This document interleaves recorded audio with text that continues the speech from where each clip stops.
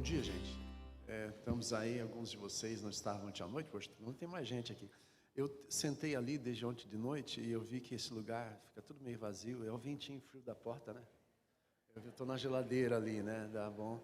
Eu estou sentindo que eu falei, acho que não sei se é o melhor lugar para sentar no inverno. No verão deve encher esse lado, né? Acho que tá certo.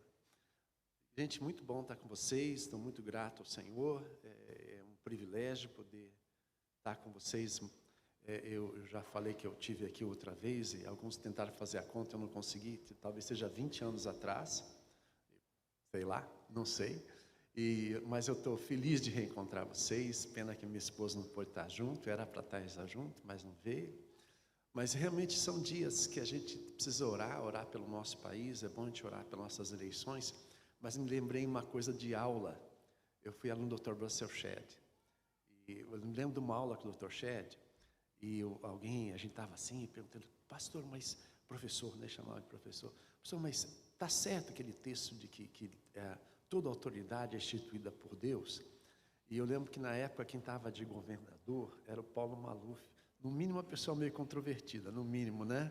E assim, mas o Maluf, professor, aí o Dr. Shedd falou uma coisa assim, quase meio assustadora, né? Ele falou assim, toda autoridade é instituída por Deus, às vezes para a bênção da nação, às vezes para juízo, que a gente merece às vezes certas coisas que acontecem por aí no campo da política e os governantes que nós temos. Mas nós somos chamados a interceder mesmo, interceder e pedir graça e misericórdia, né? Para que Deus nos abençoe como nação e que certas coisas possam ser preservadas, né? Eu agradeço a Deus que todas as pesquisas são sempre muito complicadas, mas, por exemplo, essa semana, não sei se você ouviu, que a questão do aborto, a grande maioria dos brasileiros não querem que abra as portas para isso, né? E o pessoal gosta de falar muito do direito da mulher e tudo mais, mas e a criança, né? E o direito a essa criança? Eu tenho dito na nossa igreja lá, pega uma pessoa dessa, bota a sua família, se ele tiver filhos, diga assim, olhe para os seus filhos, qual deles você gostaria que, você diria, ele é dispensável, podia ter matado ele antes de nascer, qual deles, né? A gente tem que pensar nisso mesmo, que Deus nos guarde disso. Questões políticas, ideológicas não são a questão, são esses valores eternos da palavra de Deus, que, como diz lá no começo de Isaías, os primeiros 6 capítulos de Isaías, na versão revista atualizada, usa a expressão muito claramente, ai, né? E até que termina no último ai, que é do capítulo 6, que é o ai de mim. Eu acho que é muito expressivo. Se você fizer uma leitura dos 5 primeiros capítulos, só pegando os versículos que começam por aí, você vai ver que interessante. E um deles diz assim, ai daqueles que a chamam bem, mal, e ao mal chamam de bem. Essa inversão de valores é uma dinâmica da nossa cultura que está destruindo muita coisa. E a gente, às vezes, para afirmar a verdade, parece um louco gritando no meio de tanta gente que se acha muito sensata, com seus valores totalmente deturpados. Tempos difíceis. Inclusive, quando a gente prega a palavra de Deus, a gente tem que tomar muito cuidado, até porque o que cai na rede, o que cai, pode pegar uma frase solta, pode editar, pode usar, e a gente é bombardeado e leva pedrada de todo lado, né? Mas Deus há de nos dar graça. Nós hoje vamos trabalhar exatamente olhando um pouquinho dessa questão, dessa dinâmica, das lutas que a igreja passa. Para ser uma igreja missionária, que olha adiante, que prega o evangelho, a gente tem desafios. E a igreja primitiva, estamos falando sobre o livro de Atos, ela tem essa mesma dinâmica. Ela também vai sofrer ataques dessa maneira. E alguns deles são perfeitamente identificáveis também nas lutas que temos em nossos dias. Talvez praticamente todos eles podem ser entendidos também como lutas que nós enfrentamos. Vamos tentar recordar um pouquinho. A gente ontem passou por aqui, ó. E ele está me enrolando aqui. Muito bem, muito obrigado, ó sábio homem, que veio me auxiliar aqui.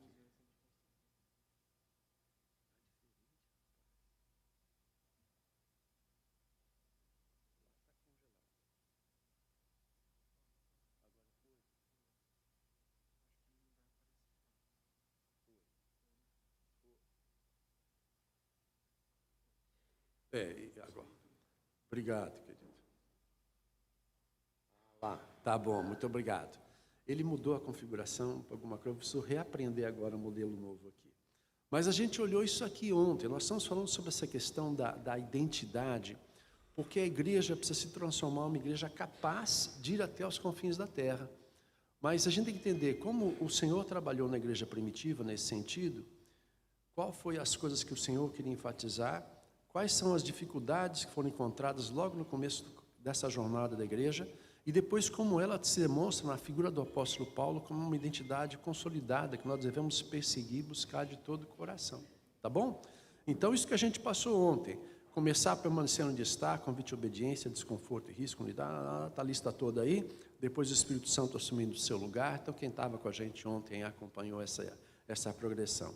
Hoje a gente vai para cá, nós temos, ontem foi a construção de uma identidade, hoje uma identidade sob ameaça, né? Está ali, e hoje à noite uma identidade consolidada. É como a gente vai trabalhar. Se você não estava ontem, eu não sei se está gravado, não está gravado, você pode ter acesso depois, pode dar uma olhadinha, e também se você quiser ter as cópias disso aqui, eu passo para alguém da igreja, que depois pode repassar para todo mundo, e quando você quiser repartir isso com alguém, eu sempre digo isso lá no PV, né? Que a gente se conhece do PV, muitos de nós, eu sempre digo isso, você pode usar à vontade, melhorar, e não precisa dizer que foi eu que fiz, não, porque direitos autorais é com o céu, porque é palavra de Deus, não é palavra minha, né? Então você fica bem à vontade para usar isso para abençoar a vida de alguém. Queria convidar você a orar comigo mais uma vez, porque esse é um momento de dependência total do Espírito Santo de Deus. Deus tem que guardar o nosso coração. Não há nenhuma pretensão de imaginar que sabedoria humana ou experiência humana é suficiente para Deus falar conosco. É o Espírito Santo tendo nos visitar nesse momento, tocar o nosso coração, tocar meus lábios, minha mente, e tocar o coração de cada um de nós. Seja receptivo à palavra do Senhor. Quero que você ore comigo, por favor, mais uma vez. Querido Deus, dependemos de Ti sempre. Não há como estudar a Tua palavra, explicar a Tua palavra, nem ser transformado por ela, se não for pela mediação do Teu Santo Espírito. Peço misericórdia dos céus. Por favor, Deus, visita-nos agora. Tu conheces meu coração, esse sentimento, Pai, tão forte de que não sou, Deus, qualificado para essa tarefa. Não somos grande coisa, mas temos um grande Deus. E é do Senhor que a gente depende. Por favor, Deus, fala conosco, em nome de Jesus. Amém, Senhor.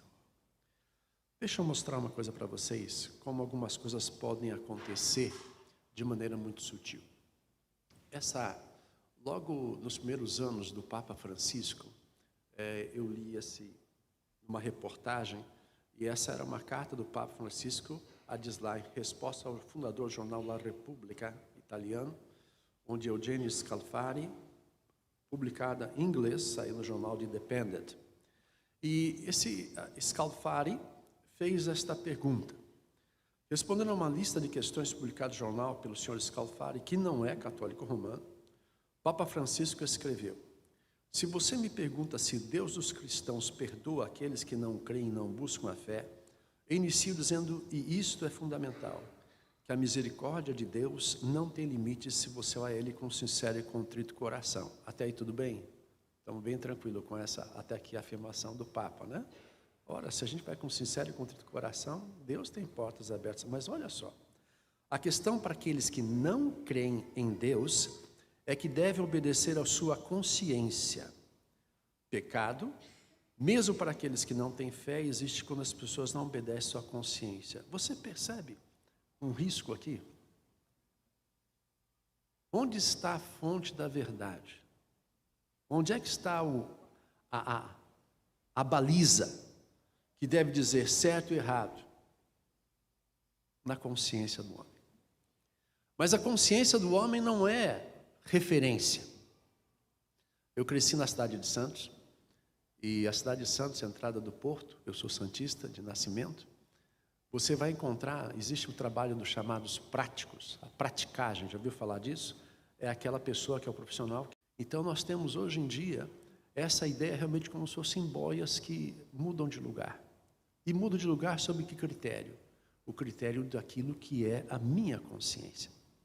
Me lembro de uma história muito interessante de uma igreja, um pastor amigo meu, e ele, uma igreja grande, e ele disse que em determinado momento naquela igreja, entre a liderança, foi descoberto um caso de adultério. 2 casais haviam simplesmente invertido os pares. O marido de um estava com a mulher do outro, a mulher essa coisa, inverteu aqui, né? E aí eles foram confrontados pela liderança da igreja. E eles disseram assim para o pastor, né? Para esse pastor que é meu amigo. Ele já é falecido agora, fazem muitos anos isso. Ele disse: pastor, nós estamos muito bem, nós temos paz em Cristo, que esta é a vontade de Deus para nós. Aonde é que estava a verdade? No coração, na consciência deles. Não é uma verdade externa. Há uma falácia na cultura dos nossos dias, que se você está bem com você está feliz? Então tá bom. Você está tranquilo? Então tá bom. O importante é que você não ouça de ninguém de fora um não que te restrinja. E mais, se alguém disser não para você, que você está errado, isso significa essa equação hoje muito simplista: você me odeia. Se você não me apoia, você me odeia. Então esse discurso hoje está tão forte que a gente fica de mãos atadas, e tudo que alguém critica no outro. Então, se o seu amigo ou sua amiga está meio acima do peso, e você disser para ela: olha, cuida da sua saúde, então você precisa fazer uma dieta, você tem gordofobia, né? Então, tudo vai para essa linha agora.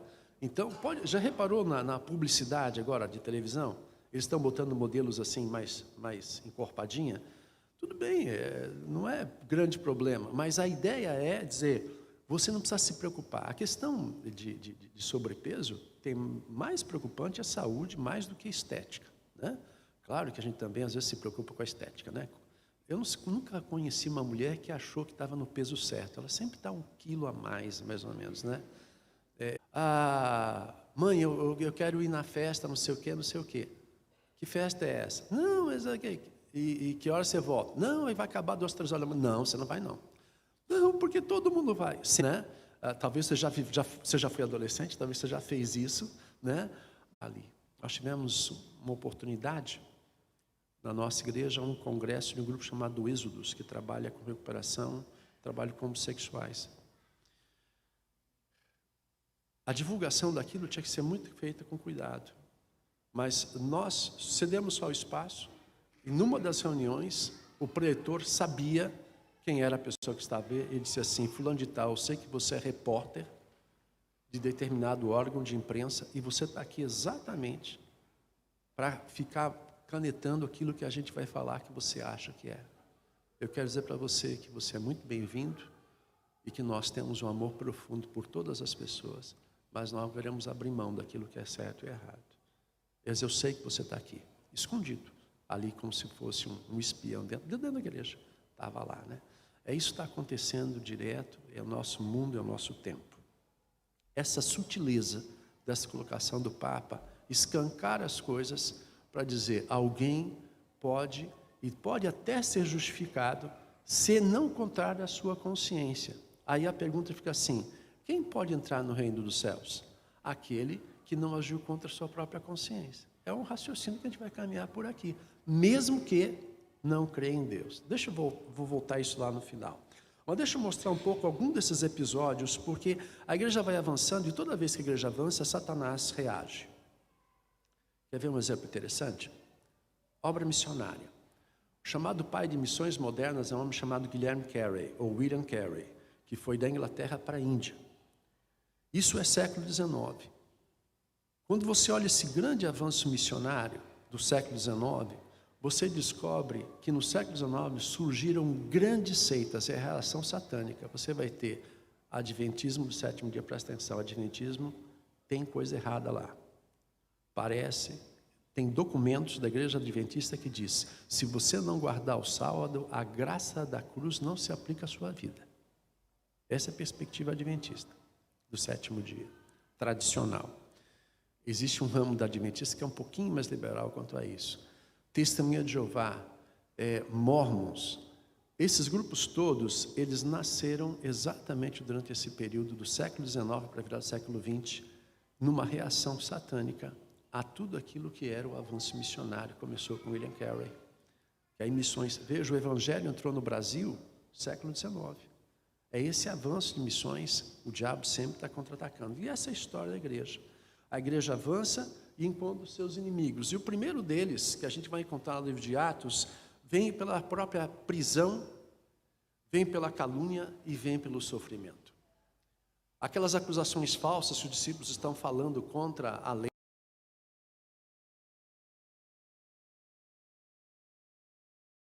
No capítulo 3, Pedro e João vão ao templo, tem um coxo na entrada do templo, esse coxo é curado. Lembra daquele trecho que Jesus diz assim, ouro e prata nós não temos, mas o que temos eu te ofereço, em nome de Jesus, levanta e anda, né?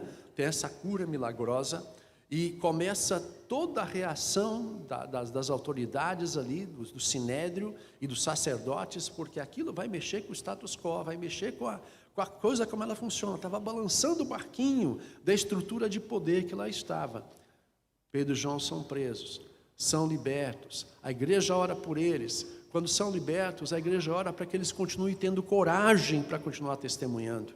Depois da história de Ananias e Safira, no capítulo 5, logo em seguida, no capítulo 5 ainda, você vai encontrar eles novamente, os discípulos todos são presos, são ameaçados mais uma vez, e ainda para concluir, eles levam uma sova, eles apanham, eles são agredidos, e eles saem de lá jubilosos, porque eles vão dizer assim, nós somos achados dignos de sofrer por causa de Jesus. Mas eles vão dizer também, antes importa obedecer a Deus do que aos homens. A primeira forma de perseguição que a gente encontra é essa forma de tentar pressionar pela perseguição que traz sofrimento, que traz calúnia sobre a igreja. A igreja hoje está na mira do mundo que quer caluniar sobre ela. O mundo tripudia sobre os péssimos exemplos que alguns supostos irmãos em Cristo realmente fazem. A gente, quando não sei quantos de vocês, não sei se Igor já passou por isso, mas ser pastor é uma coisa muito interessante. Quando você, desagradável em alguns aspectos, porque às vezes você está num ambiente de não cristãos, e alguém pergunta quem você é, o que você faz, você diz, eu sou pastor evangélico. Aí já vem a brincadeira. Opa, segura a carteira, estou pensando em abrir uma igreja para faturar no dízimozinho dos trouxa, né, que nem você. E sempre uma piada, sempre uma coisa eles dizendo, e aí eles vão buscar exemplos, lamentavelmente, de coisas assim. Nós temos, infelizmente, no nosso ambiente, gente que se diz irmão, que dá motivo para esse tipo de reputação. Mas nós, a Igreja de Cristo, precisamos resistir a isso, com um testemunho lúcido, amoroso, claro, persistente, não desistir, porque nós vamos ver pressão. E cada vez mais o diabo hoje está fazendo a gente parecer uns tipos assim bem estranhos da sociedade, a mosquinha branca fora do padrão, que pensa tudo errado, que são realmente bitolados, que vivem num tempo fora da realidade, e tudo aquilo, se a gente disser isso é pecado, isso está errado, isso afronta o Senhor, meu Deus, a gente vai levar a paulada, você será desprezado. E isso acontece dentro do nosso âmbito familiar, daqueles familiares nossos que não são convertidos. Eu estava falando, acho que foi na mesa que ele estava falando ontem, né, que me botaram no grupo de WhatsApp de família. Eu tenho vários primos que, apesar de lá atrás meu avô ter sido um homem de Deus, um homem sério com Deus, um homem de Deus mesmo, mas as gerações passadas depois, isso não veio para alguns deles. E nesse grupo vem as piadinhas, e uma estava lá, eles botaram esses dias, talvez você já viu essa figurinha por aí correndo, tem assim o túmulo aberto, da ressurreição, a pedra rolada, só quem está saindo de lá é a Rainha Elizabeth. E depois de 3 dias, né? Aí eu falei, mas está brincando com Jesus, né? Aí eu não respondo nada nesse grupo. Esse dia eu respondi e coloquei lá, aquele, outro, era o Rei dos Reis. Essa aí é só uma rainha, e já passaram 6 dias, e ela continua morta. Silêncio no grupo, ninguém falou nada. Aí o meu primo, que tinha colocado isso lá, essa piadinha lá, que foi meu aluno de escola dominical lá no passado, que se afastou da fé, é um biólogo renomado, doutor, livro publicado, especialista em pássaros, pesquisa na área do mangue ali na Baixada Santista. Demorou um tempo, aí ele escreveu, só vale depois que ela for colocada no túmulo. Aí eu quase que escrevi, quem viver verá, mas eu resolvi parar a conversa por aí, porque é isso. É perceber que você terá no ambiente da escola com seus filhos, da universidade, onde seu filho, ou você como universitário, você está aqui, você vai ser desprezado, você vai ser ridicularizado. Nós vamos passar por isso, como a igreja passou. A forma de perseguição que temos em nosso ambiente Brasil é diferenciada nesse sentido. Nós ainda não estamos com aquela ameaça de sermos aprisionados, de proibição de culto, de adoração. Ainda temos essa liberdade, e Deus nos guarde para que assim seja. Mas se você acompanha um pouco do sofrimento das pessoas através do mundo, o número de mártires que a igreja tem, a quantidade de sofrimento que existe, famílias que são presas, família que é abandonada. O meu filho que trabalha no Oriente Médio, eles estavam trabalhando no país que eles trabalharam antes, chamado Omã, e alguns de vocês conhecem a pessoa que trabalhou lá também. Eu me lembro de um casal que eles estavam atendendo, ela entregou-se a Cristo. No dia que o marido descobriu, ele pegou a sua esposa e devolveu para a família, e os irmãos dela vieram agredir o marido, vieram agredi-la e tirar de casa e debaixo de apanhar muito. Ela continuou firme, ela continuou firme na fé, a gente orando por ele. Eu sei que o resultado é que esse homem já tomou a esposa de volta, mas continua pressionando para ela que ela negue a fé. É a realidade de alguns outros lugares, não é a nossa ainda. E Deus permita não cheguemos a esse ponto, mas há uma perseguição, sim, presente em todo o tempo. E nós vamos ter que resistir a isso, com um testemunho marcante, com um testemunho de uma qualidade de vida. O que falta em nossas igrejas é uma santidade que fascine o mundo. Já houve tempo que o mundo olhava para esses cristãos evangélicos, e dizia, ali tem gente confiável, ali tem gente que a palavra vale. É o negócio que a gente falava no fio do bigode, né? O cara disse, vai fazer. Mas hoje em dia, infelizmente, alguns daqueles que se chamam irmãos têm feito que essa imagem se perca. Nós estamos sendo perseguidos nesse sentido, e em grande parte é culpa mesmo da própria igreja, de muitos irmãos que fizeram e têm feito esse desmando. A própria política hoje de pregação, de doutrina, eu vou falar um pouquinho no final, teologia da prosperidade, de que a qualidade da bênção está relacionada a quanto você é próspero financeiramente. É um desastre transformar o reino de Deus em valores tão supérfluos como esse e fazer o evangelho tão pequeno como isso. Alguns de nós não vão ter grandes posses a vida inteira, mas ainda assim experimentarão a presença de Deus nos sustentando e podendo viver, sobreviver cada dia debaixo da sua bênção e gozando de bênçãos que dinheiro não pode comprar muitas vezes, né? Então a primeira ataque é essa primeira forma de atacar, é essa prisão, é essa calúnia, é essa forma de pressão, é esta ordem que os discípulos recebem: não ensinem mais sobre este nome. E eles vão dizer, antes importa obedecer a Deus do que aos homens. A gente precisa guardar isso no coração. Essa é a pressão sobre a igreja. Imagina como é que o mundo enxerga a gente enviando missionários, por exemplo, para nações indígenas no Brasil. Você sabe o que o pessoal acha, né? Eles têm que ficar lá, do jeito deles, ninguém tem que tocar, ninguém tem que mexer.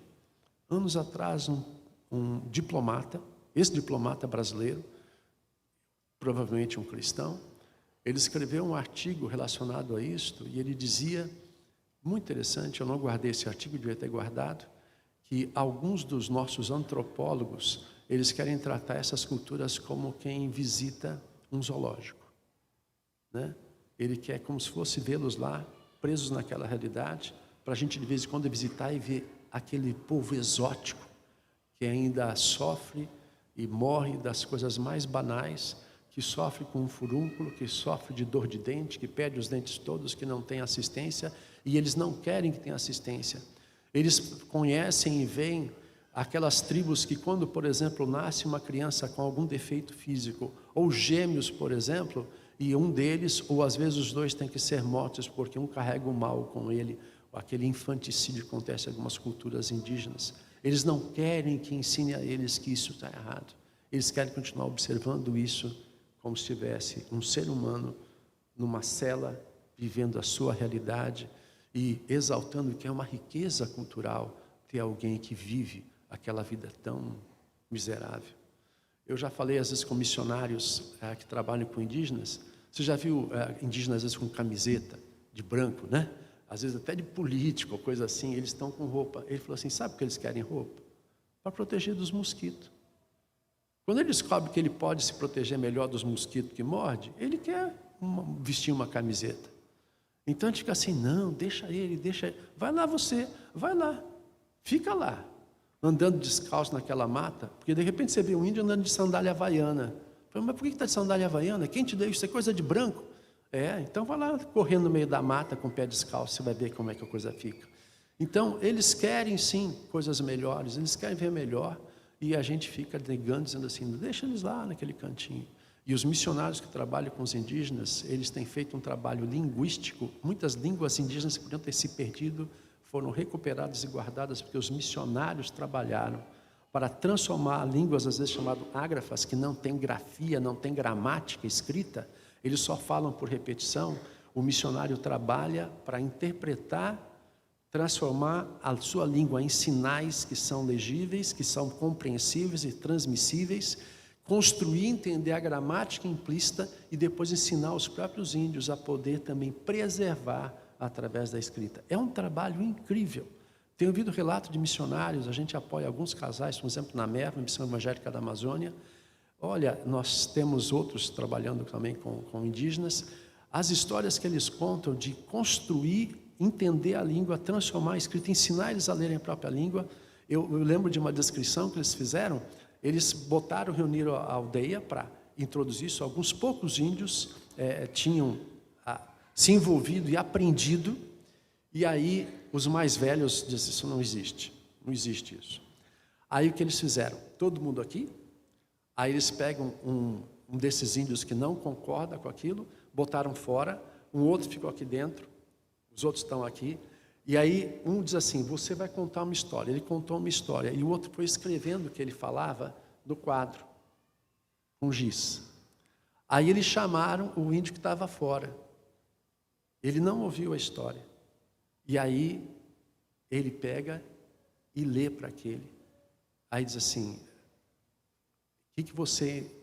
Nessa leitura, eles veem que... esse que saiu sabia ler. Ele lê a história e os outros podem entender, sim, é possível se comunicar pela escrita. Eles, que coisa incrível. Eles estão aprendendo uma coisa nova. Trabalho de missionários. E muitos antropólogos não cristãos não querem ensinar nada disso. Querem que ele permaneça primitivo, sem poder tratar com as coisas mais básicas da sua própria vida. Somos pressionados, seremos pressionados. Os dias não são bons e talvez vão ser piores. E nós vamos estar preparados para ter coragem de pedir, como alguns irmãos de países perseguidos, você talvez encontre isso na literatura da Portas Abertas, eles nem pedem pelo fim da perseguição, eles pedem, Senhor, nos dá força para permanecer firmes na fé.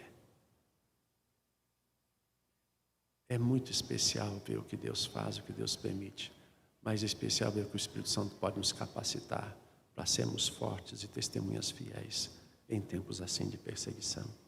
A segunda forma de ataque, ela vem de maneira diferente. Ela vem pela soberba. É uma coisa que acontece dentro.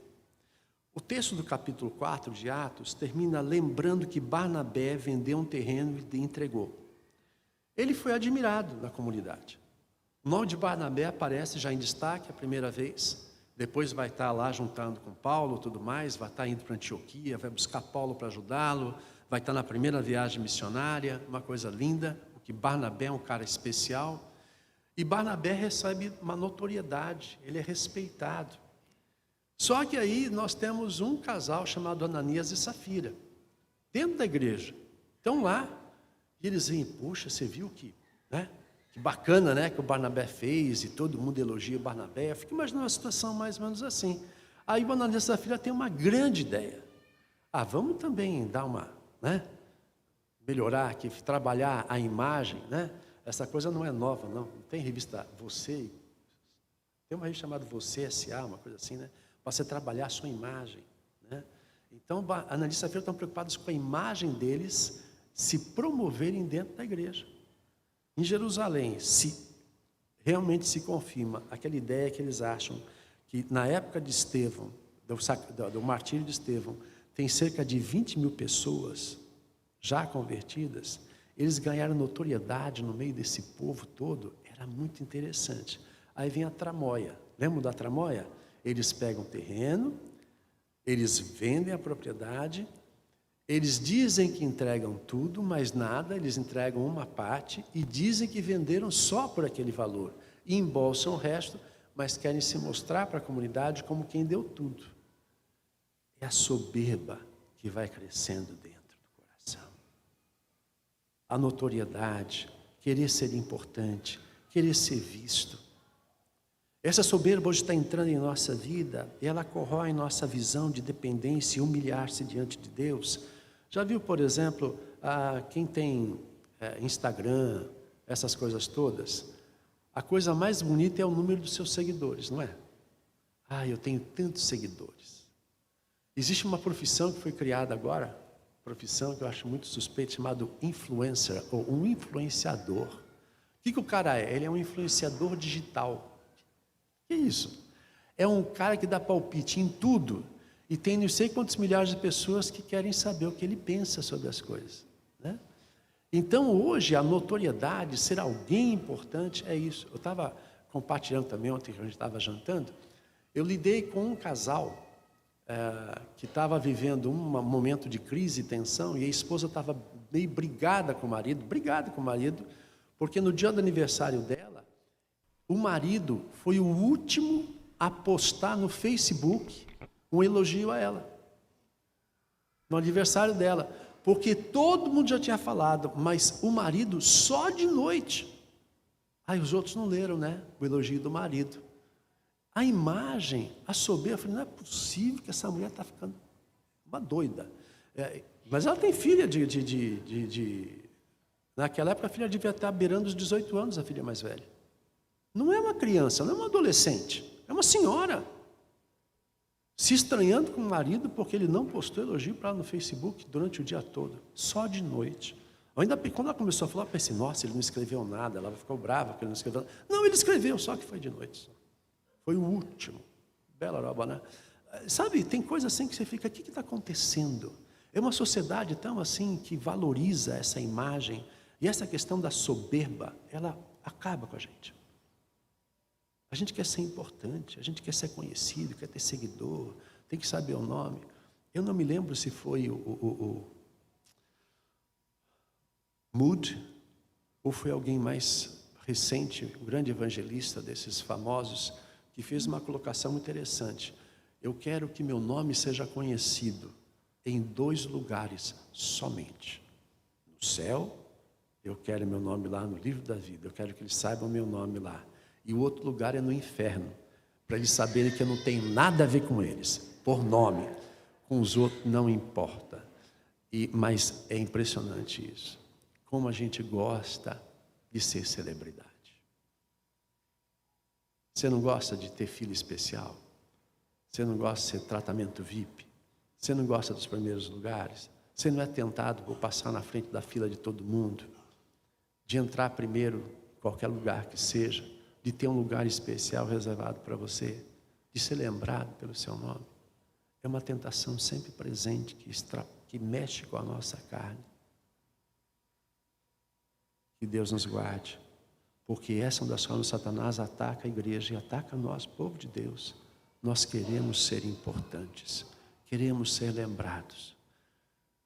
Acabaram de falar da lista de aniversário aqui, né? Imagina se você está de aniversário também é paranaense, né?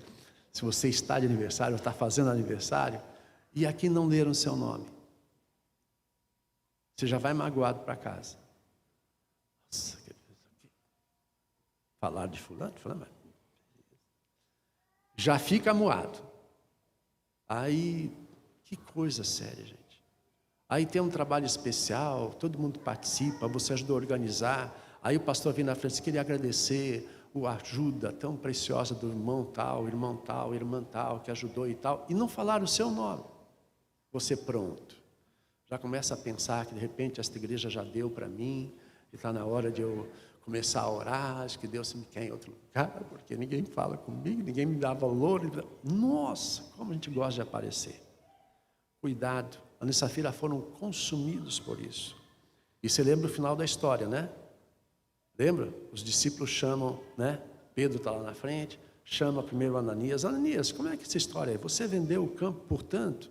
Foi, e deu tudo. Você mentiu para o Senhor, você mentiu para o Espírito Santo. E por isso, nesse momento, estão aí os homens que vão levar o seu corpo. Puf, caiu morto. Aí depois vem a mulher. Aí mesma pergunta e tal, os caras que estão aí já levaram o corpo do teu marido, agora é a tua vez. Pum, caiu morto também. Olha, se Deus trabalhasse sempre assim, misericórdia. Se todo mentiroso e rolão caísse morto, nossa, talvez a igreja está meio vazia, né? É complicado. Mas o Senhor age de maneira drástica nesses primeiros momentos para que a igreja leve a sério que não há espaço para soberba, para mentira, para falsidade dentro do reino de Deus. O segundo grande inimigo é isto. E a gente precisa ficar alerta, porque isso está em nossa volta o tempo todo. O tempo todo. Nós vamos ser povo de Deus que se humilha. Grande é o Senhor e nenhum de nós mais. Não tem lugar. Não tem assim, Senhor Jesus está no trono. Senhor, chega para o lado um pouquinho, me dá para sentar na pontinha do trono. Não tem espaço no trono para você. Eu e você não estamos no trono, nós não somos o centro da história, nós vamos passar, nós não somos importantes. Importante é o nosso Senhor e graças a Deus por isso. Não caia nessa armadilha tão triste de viver sempre esperando que as pessoas celebrem a sua bondade, a sua capacidade, a sua inteligência, a sua disposição. O importante é que lá no céu eles saibam quem é você. E lá no inferno eles saibam que você não tem nada, você é a lista dos que não vão entrar lá, né? Que não vão estar lá. É isso que importa. O resto não faz diferença. Como é enganoso isso, né? Eu cresci numa igreja, que é a escola dominical, as salas, elas davam o nome da sala para alguém da igreja que já tinha falecido, um ex-superintendente da escola dominical, alguém que foi da liderança da igreja. Então, eu me lembro de estar eu me lembro vagamente desse homem. O homem chamava, primeiro, vamos falar o nome inteiro que não é bom, mas chamava-se Otacílio. E seu Otacílio, eu me lembro, ele era dirigente da escola dominical. E eu era muito criança, eu me lembro dele ainda, ele tinha um Aero Willis bonito, eu gostava do carro dele. Só os mais velhos sabem que é um Aero Willis. Mas aí, ele faleceu.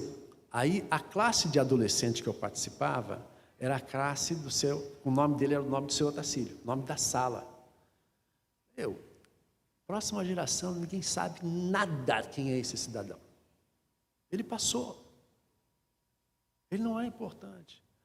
Vamos dar um nome para aquele salão, do nome do reverendo, não sei das quantas. Gente, para quê? Pensa bem. De repente, alguma sala com o nome de alguém aí, eu estou falando aqui. Eu devia ter falado, desculpa, citei aí, tá? Não me compete, né? Mas não é relevante. Não é relevante. Muitos daqueles que são saudados dessa maneira nunca pediram isso. Querem que o Senhor seja honrado. Precisamos cultivar essa coisa no coração, porque o diabo nos ataca com isso. Queremos ser VIPs, todos nós.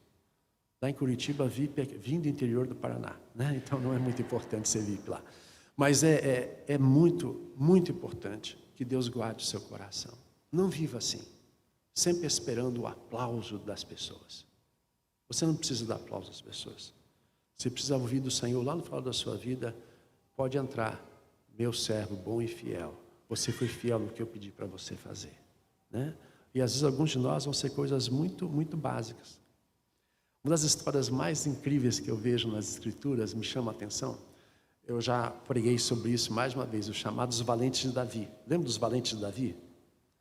Então cada um deles tem, um tal pegou o tal, a espada e lutou até que o braço cansou e teve cãibra, e a ideia é que a arma na mão, e eles são uma coisa só, ele não consegue largar a arma, aquilo ele pega, vai descrevendo os valentes de Davi. Mas tem um cara que me chama muita atenção, ele chama Semaías, e se você olhar o texto que fala os valentes de Davi, sabe o que Semaías fez? Ele defendeu o campo de lentilhas. Dá para imaginar que 3.000 anos depois, mais ou menos, a gente está lembrando que Semaías defendeu o campo de lentilhas. Imagina naquele tempo, os heróis de Davi. Semaías, qual é a minha função? Tem um campo de lentilha, aí você defende. Mas eu queria ir para a briga, para a luta. Defende o campo de lentilha. Alguns de nós vão defender campo de lentilha. E vai dizer, mas esse é o meu trabalho? Puxa, eu queria lutar com as pessoas. Não, você cuida do campo de lentilha. E está lá listado como um dos valentes de Davi, notório defensor do campo de lentilha. 3.000 anos depois, o nome dele ainda é lembrado. Nenhum de nós sabe o valor daquilo que Deus chamou a fazer. E mesmo no momento da vida, a minha mãe atualmente está no lar de idosos. Minha mãe tem uma saúde muito debilitada, está numa cama direto, cama ou cadeira de rodas. Mas eu vi a história de um senhor de idade que estava nesse lar, e ele estava com Parkinson, muita dificuldade de fazer qualquer coisa. Ele pediu uma lista de pedidos de oração, que ele dedicava a sua vida agora para interceder pelas pessoas. Só que ele ficava assim, e com o tempo o papel rasgava. Aí ele teve uma ideia e pediu, a família fez. A família plastificou uma folha com pedidos de oração. E aquele homem fica lá. Acho que já faleceu a essas alturas, era velhinho, anos atrás, com aquela folhinha assim na mão, sentado numa cadeira de rodas, e entendeu, o meu papel hoje é orar pelas pessoas. Ele está defendendo o campo de lentilha. Esse é um valente de Deus, que não abandonou a batalha. Eu não sei o nome dele. Se me disserem, eu esqueci. Mas Deus sabe o nome dele. Nós precisamos descobrir isso, gente. Não precisamos de notoriedade, precisamos ser fiéis. É isso que o Senhor quer. A terceira forma de ataque foi o etnocentrismo. O que é isso? Foi aquele problema que gerou a escolha dos diáconos, os primeiros diáconos. Havia a distribuição do alimento para as viúvas. Vamos pensar assim, cesta básica. Só que havia nessa igreja de Jerusalém um grupo que vinha desse contexto, que nunca saiu da Palestina, da região ali, que cultivava a língua hebraica como a sua primeira língua, mas havia muitos judeus que vinham da chamada diáspora, desses que estavam espalhados, cuja primeira língua, na verdade, era o grego, porque eles viveram no contexto da dominação do Império Grego, que vem lá desde Alexandre o Grande, tá? Que quando depois mesmo que os romanos começam a dominar, ainda essa influência da cultura grega é muito forte, tanto que o Novo Testamento todo é escrito em grego, porque era uma língua universal dentro do Império. E ali está simplesmente surgindo uma questão muito delicada. Os judeus de primeira, vamos pensar assim, de primeira língua grega, da cultura grega, porque a língua é uma coisa, mas a cultura também está presente, começaram a perceber e achar, ou parece que o fato é real, que as viúvas deste grupo, dessa origem, não estavam sendo contempladas com as cestas básicas, usar dessa maneira, que as judias de origem hebraica, totalmente hebraica, estavam recebendo. E surge uma tensão. E essa questão étnica emerge e gera briga dentro da igreja. Eu, quando estudei há 26 anos fora do país, eu tinha um amigo, qual eu me deliciei o convívio com esse homem, que era pastor de uma igreja na Etiópia. Esse homem etíope chamava-se Alemo Shita.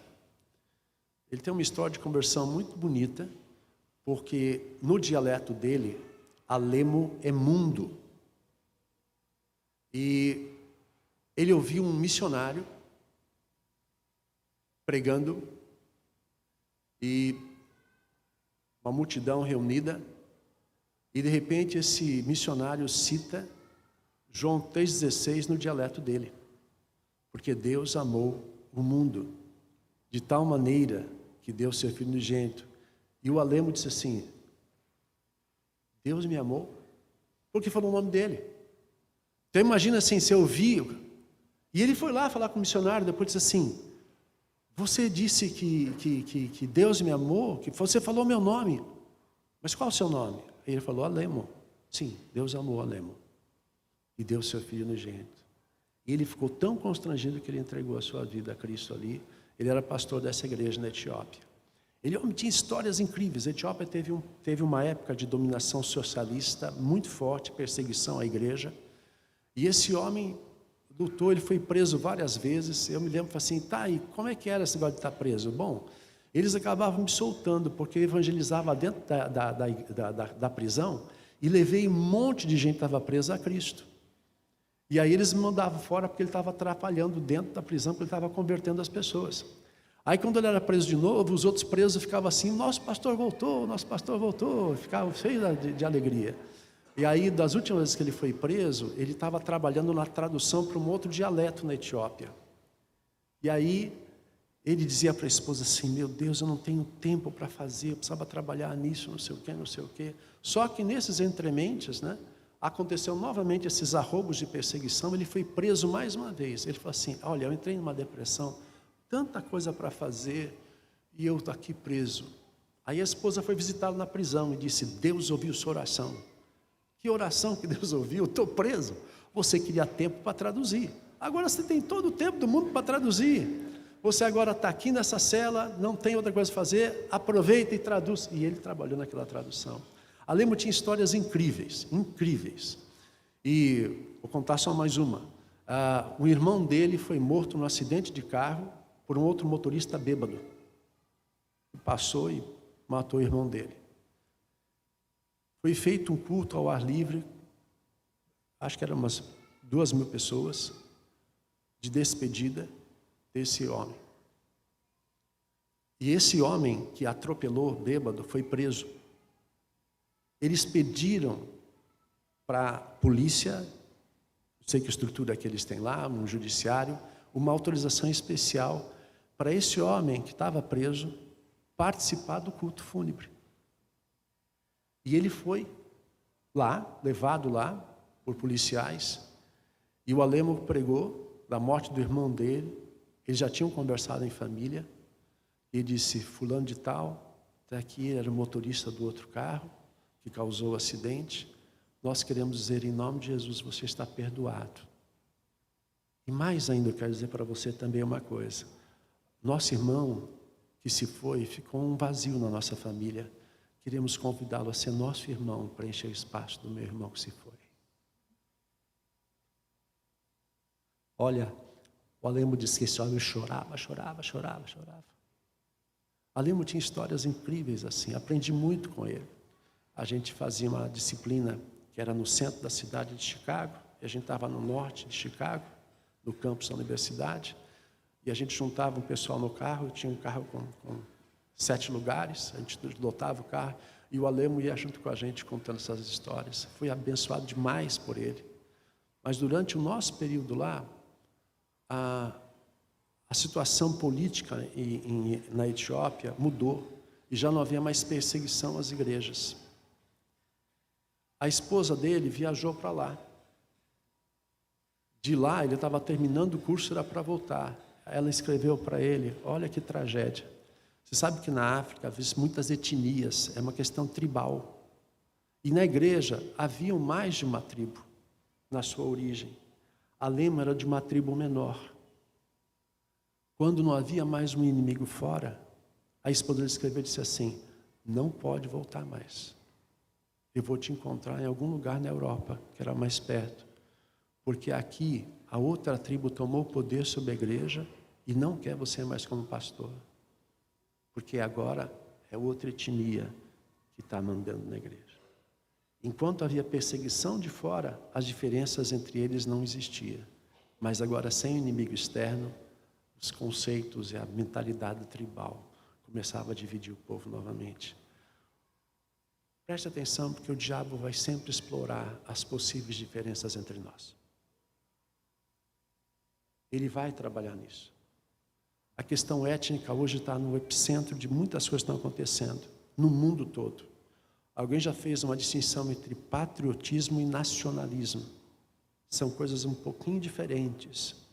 Porque ser um patriota, um brasileiro é uma coisa. O nacionalismo, nós não temos muito disso aqui. Mas isso acontece hoje em vários lugares ao redor do mundo. Onde certos grupos que estão entrando, você vai nos Estados Unidos, são os americanos, os hispanos. Você vai na Europa, toda aquela aversão contra os afegãos, os paquistaneses indo para lá, ou pessoas que vão da África para lá. As questões étnicas acabam forjando igrejas que não conseguem conviver com outro tipo de pessoa que não tem a mesma origem étnica. Eu agradeço a Deus que a gente ainda é uma cultura que não tem problemas com isso. Mas perceba que Satanás tem explorado na forma de dizer, às vezes, a valorização da cultura, das nossas origens. Então, por exemplo, o pessoal que é de descendência afro, quer hoje mostrar que é afro, quer enfatizar isso, bota uma roupa de africano, nunca nem teve na África, nem sabe no seu antepassado de onde é que país exatamente que veio, mas ele arruma uma roupa de africano e quer dizer que ele é, tá, a cultura, minhas origens, criando uma separação, uma distinção em nome, às vezes, de uma riqueza cultural, mas criando, na verdade, divisão e a dificuldade da convivência. Deus nos guarde, gente, que ninguém em nossa igreja seja tratado ou destratado por causa da sua etnicidade, por causa da questão racial. Ninguém tem esse direito, no reino de Deus não tem, e nós não podemos cair nessa tentação. E aqui estava a semente disso, essa coisa corroendo o amor dentro da família de Deus. Na sequência disso, há uma coisa muito interessante. Porque os discípulos, os apóstolos detectam uma coisa assim: olha, nós não podemos parar de pregar a palavra para servir às mesas. Se eles tivessem simplesmente mudado de função e tomado o seu tempo todo para atender à situação emergencial que se estabelecia da distribuição da cesta básica, o abandono da instrução bíblica iria acontecer. Eles percebem isso.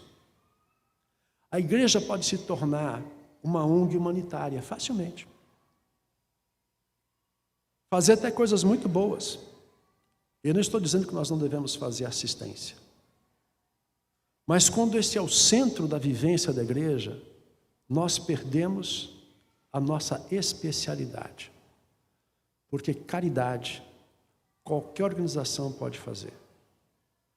Qualquer seita pode fazer. Mas pregar o Evangelho de Jesus Cristo é só a igreja de Cristo.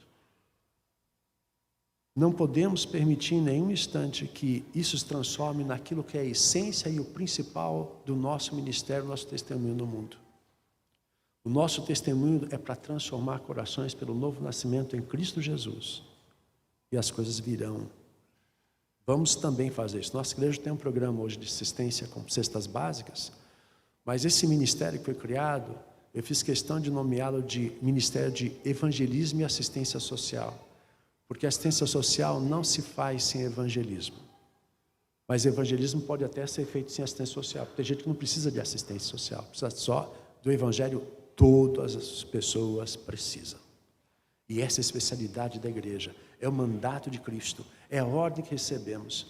Mas podemos ser seduzidos, até por ser reconhecidos pela sociedade, pelas obras de caridade, de amor, de assistência que podemos fazer através de forma seja qual seja de assistência social. Não seja tentado a usar tarefas importantes, e são importantes, no lugar daquilo que é essencial. E essencial é o Evangelho do Senhor Jesus, que traz o homem para uma nova vida em Cristo. E não subestime o que a obra de Cristo pode fazer com as pessoas mais simples desse mundo. Quando eu estava na Faculdade Batista de São Paulo, eu comecei na Faculdade Metodista, eu cresci na Igreja Metodista. A Faculdade Metodista não vivia um tempo nada bom, eu comecei lá, de Teologia Liberal. Eu saí de lá, terminei meu curso na Batista lá em Perdizes, em São Paulo, bairro de Perdizes, atrás da PUC. E no meu primeiro semestre, segundo semestre de 79, eu trabalhei como bancário.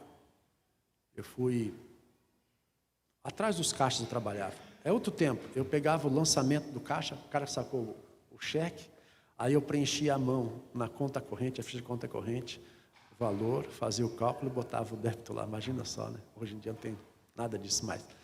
Mas tinha uma senhora que trabalhava na limpeza da nossa agência. Trabalhava numa agência, quem conhece São Paulo, na Praça Pan-Americana. Era uma agência novinha, bem elitizada, bem para aquele povo daquelas casas maiores, aquela região do Alto de Pinheiros, era bastante elitizada. Eu me lembro, assim, cenas muito interessantes, pessoa vinha com o chofer, né, para ir no banco. Nunca esqueço uma senhora que veio com o chofer de cap, abria a porta para descer, de fusquinha, foi ótimo. Fusquinha abre a porta, o cara de cap abre a porta para a senhora sair do Fusca, achei ótimo, vim de Fusca com o chofer, né?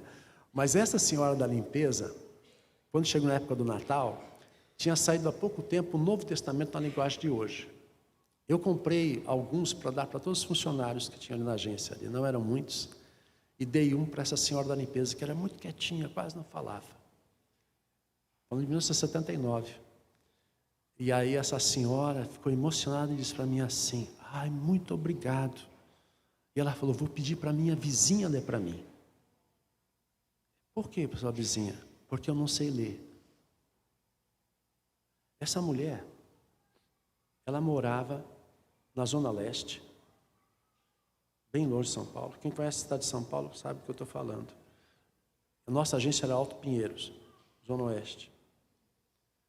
E eu falei assim: tá, mas como é que são os seus horários então?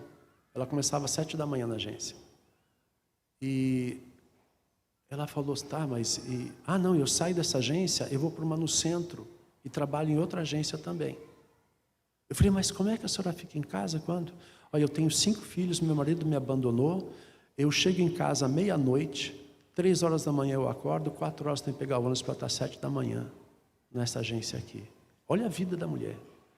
E ela disse assim, eu falei: mas e os seus filhos, quando é que você vê? No final de semana. 5 filhos.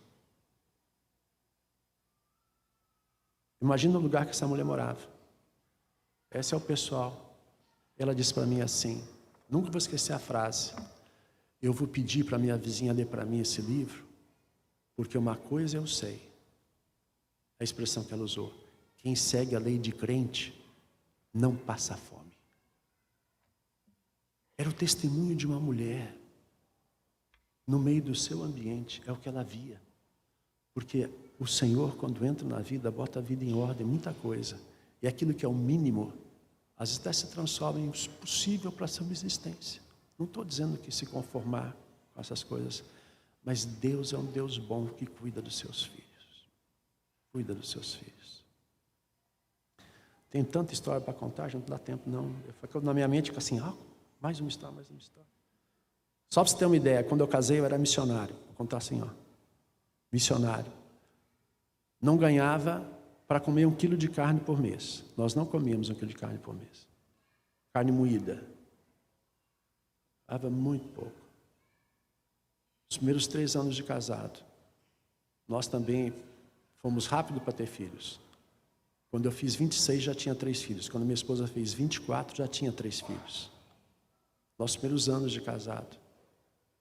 Tudo que eu comprei, com muito esforço, com sacrifício. Me lembro que eu comprado para a Copa de 82, uma televisão 16 polegadas da Mitsubishi, com garantia até a Copa de 86. Todo prosa com uma televisão 16 polegadas, que tinha controle remoto até. A cada 6 meses, entrava o ladrão em nossa casa e levava tudo. A minha televisão foi embora. Minha esposa tinha um anelzinho solitário, que de quem é da mãe, tinha ficado na gaveta. O ladrão levou. Fiz um esforço, economizei, comprei um outro para ela. Ficou em casa, o ladrão levou.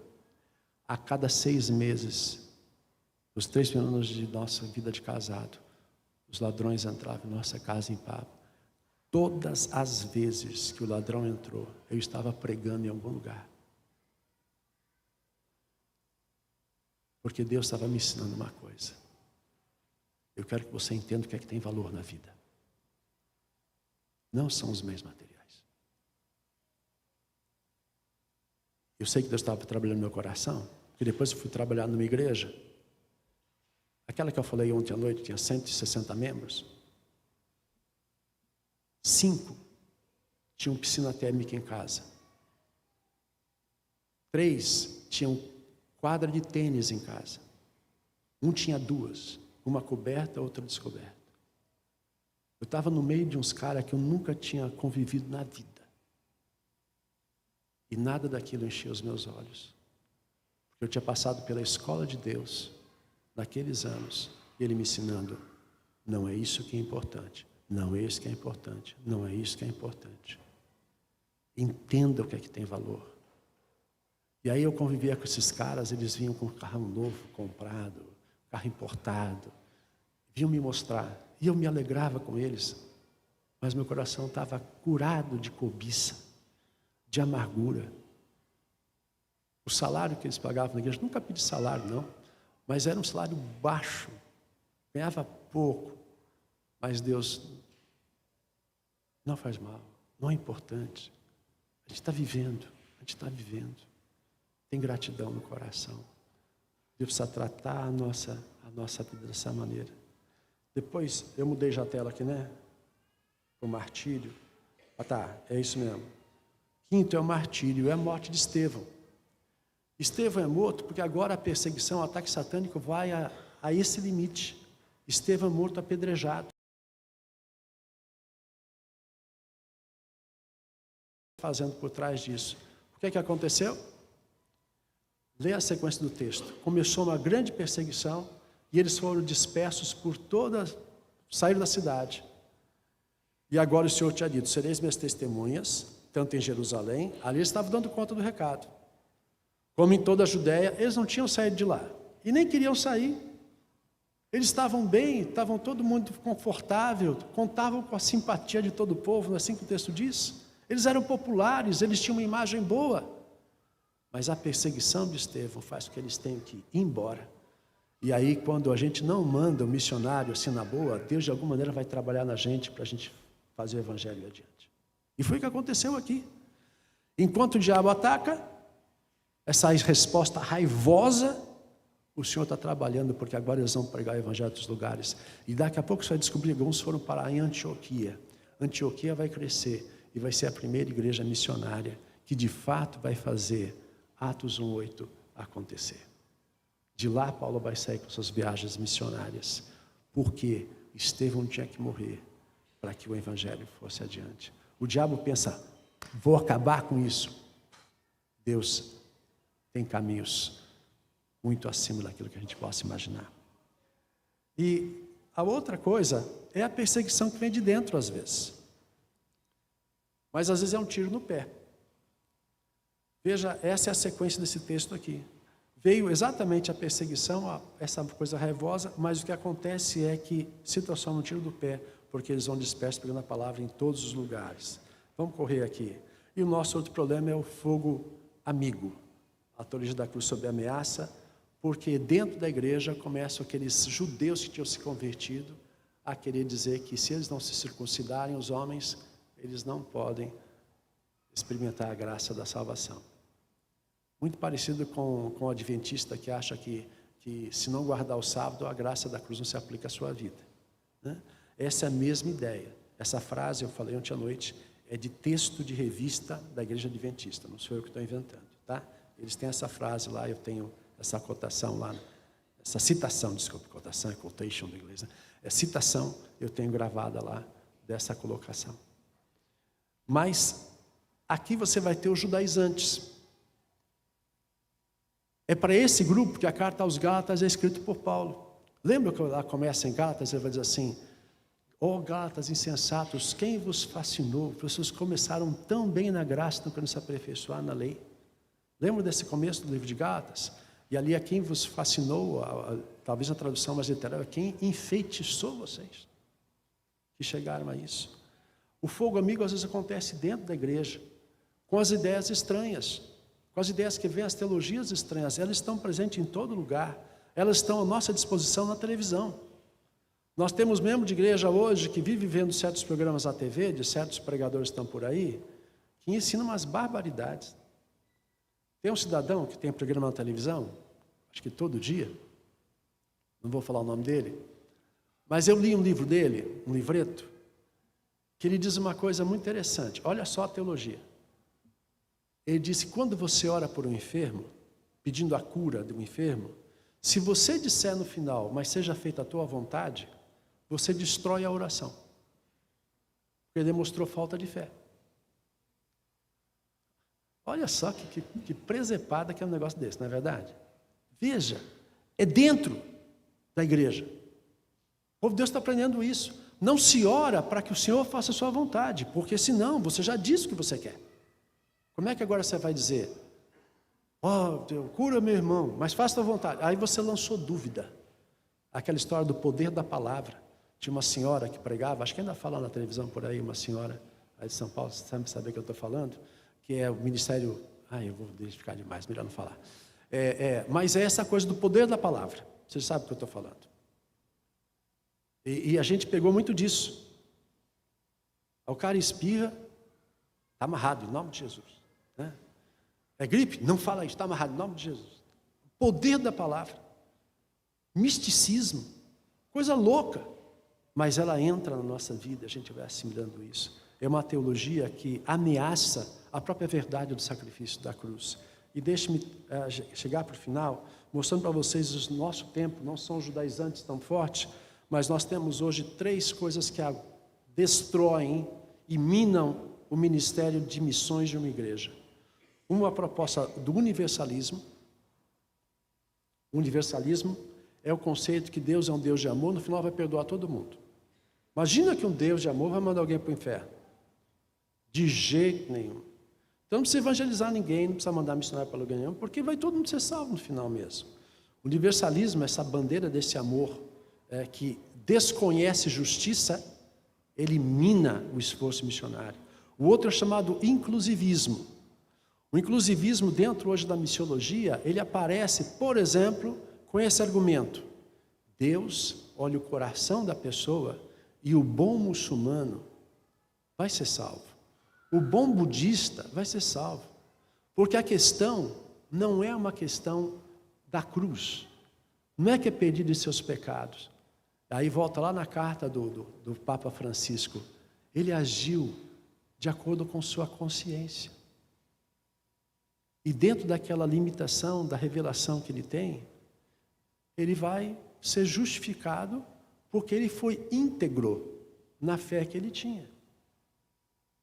Aí não tem por que mandar missionário para o indígena, não tem lugar nenhum. A não ser que a gente mande alguém que seja um professor só de ética e moral. Aí se transforma num judaizante, levar uma lei moral para ele, sem mexer com a essência da fé. Em Cristo Jesus como o caminho, a verdade e a vida. Lembre sempre do artigo definido, o caminho, a verdade, a vida. Não um caminho, não uma verdade, não uma possibilidade de vida. É único, exclusivo. Missões a enfatizar a centralidade de Cristo Jesus contra todos esses tipos de levantamentos. E agora apareceu uma coisa que está surgindo forte, chamado teísmo aberto, que é um movimento que advém de uma outra teologia chamada de teologia do desenvolvimento, que tem a ideia de que Deus não exatamente sabe tudo. Ele está aprendendo junto conosco no desenrolar da história. E um dos caras que pirou com essa história aqui no Brasil foi um cara que pirou exatamente quando teve, anos atrás, teve um tsunami na virada do ano novo. Lembram disso? Então, quando morreu aquelas milhares de pessoas, essa pessoa quase pirou. Como é que Deus permite isso? E a forma como ele raciocinou foi dizer, Deus não sabe tudo o que vai acontecer. E assim como eu sofro, ele também sofre com o desenrolar dos acontecimentos. Ou seja, Deus não é onisciente. Deus está à mercê das consequências das nossas decisões. É uma forma absurda de estabelecer que um livre-arbítrio das pessoas é capaz de conduzir o destino da história, da macro-história de toda a humanidade, do que vai acontecer no futuro. Um desses proponentes, um desses pregadores, eu assisti um vídeo dele, em que ele falava que a segunda vida de Cristo é uma linha do horizonte. O que ele quer dizer com isso? A linha do horizonte, imagina você andando assim de barco no mar alto, assim. a linha do horizonte. Quando é que você chega nela? Nunca, ela sempre está lá na frente. Mas é um fator motivador, você vai atrás. Ele diz que a segunda vida de Cristo é uma linha no horizonte. Nunca vai acontecer, mas nos move a continuar caminhando. Está acontecendo no nosso ambiente. Tem muita coisa de Deus que a gente não sabe. Ele não nos contou. O problema do mal é real. Mas Deus nos criou realmente para olhando consequências também dos nossos pecados.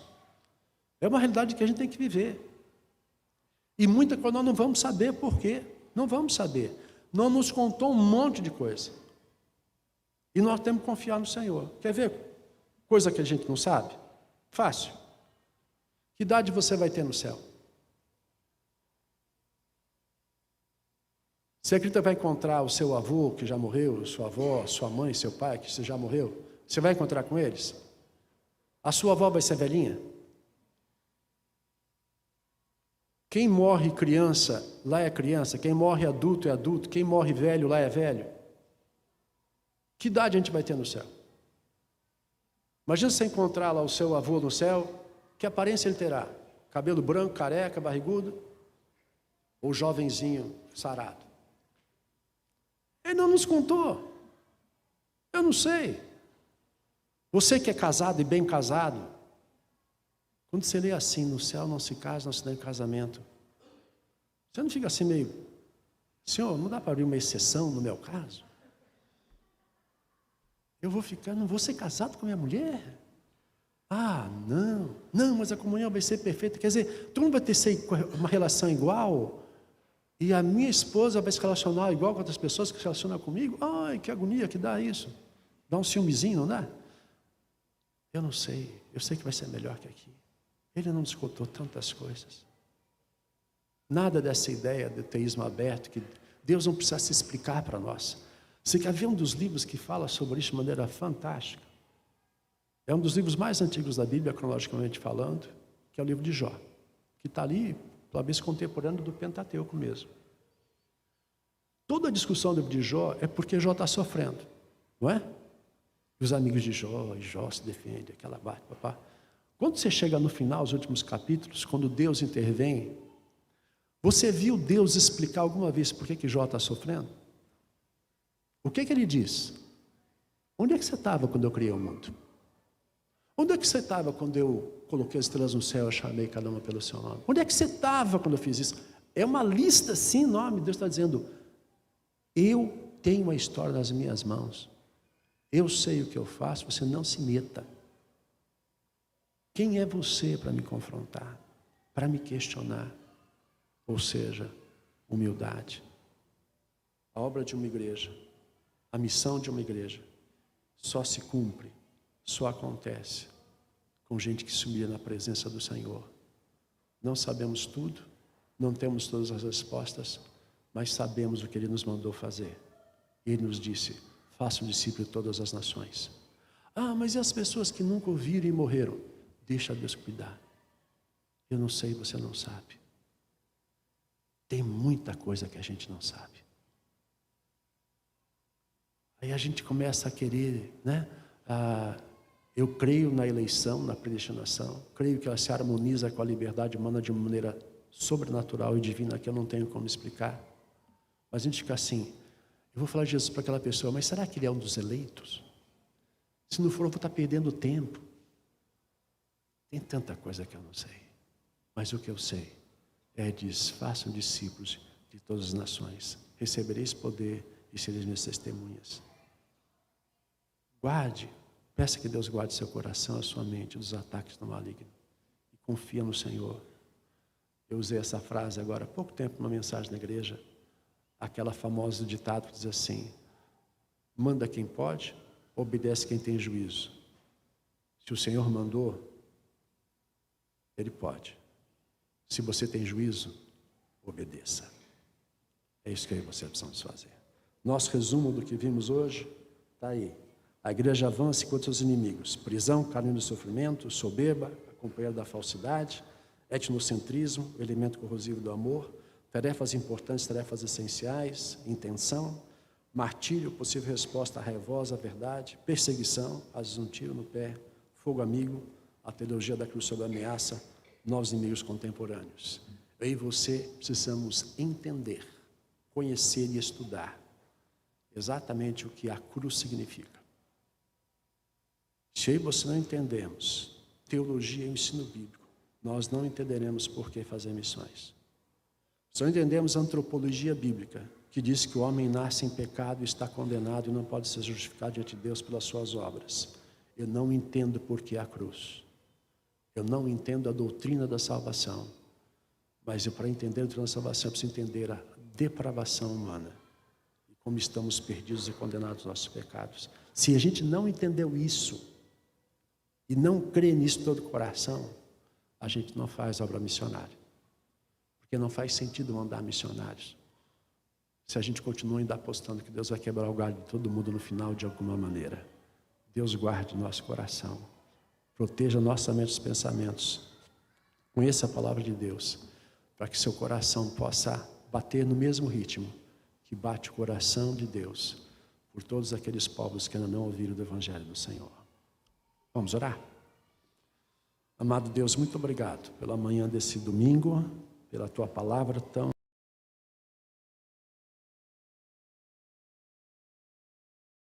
Mas nós confiamos um Deus de amor, que tem um plano perfeito sendo executado através da história.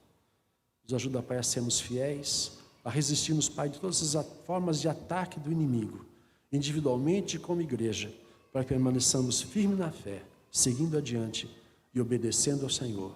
Porque o Senhor pode mandar, e nós queremos ter juízo suficiente para dizer, nós queremos te obedecer. Cremos um Deus de amor. Obrigado, nós amamos o Senhor, e amamos o Senhor porque o Senhor nos amou primeiro. Bendito seja o nome do Senhor. Muito obrigado, Pai, em nome de Jesus. Amém. Meus queridos, Deus abençoe e à noite estamos juntos, tá bom? Aí vamos focar na ideia de Paulo, como é que mostra essa maturidade gravada no coração desse homem. Um ministério incrível, muito para ensinar para a gente. Até de noite, gente. Deus abençoe.